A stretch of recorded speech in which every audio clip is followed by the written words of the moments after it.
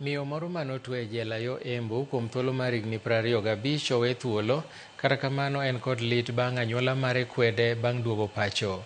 Agnes Ngeti mawuok e kar dak ma Machanga, Mbeere ne otwe higa mar 2000 ka en jahigni 31. Apisa mar kar twech ma Embu okoni kamoro anyuolano kwedo Agnes kaluwore ni ne en kod dang'ni mar paro kaachiel bende gi gino mane otimo manomiyo tweye, kata kamano okoni ber ka anyuola ne orwake bang' tieko twech mare.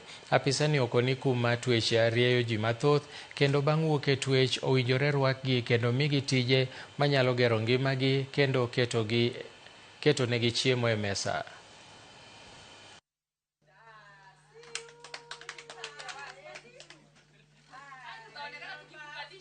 Kitu muhimu tunaweza urge the community is let's accept these people back to the community because they are human, they are family, and let's learn to forgive because we are all human na hakuna mtu hawezi kosea.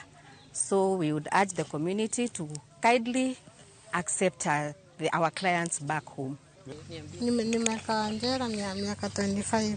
Sasa nafurahia ndio amenitunja mpaka ikafika huu wakati wa kwenda nyumbani. Ninaenda huko Sagana kwa wazee na bwana yangu atanikujia huku. Nimerekebika na nasikia sasa niko sawa. Ninaweza kaa mzuri nyumbani na siwezi rudia kitendo kama hiyo tena. Community inafaa ielewe ya kwamba vile Agnes Ndegi anafanya sio yeye anataka.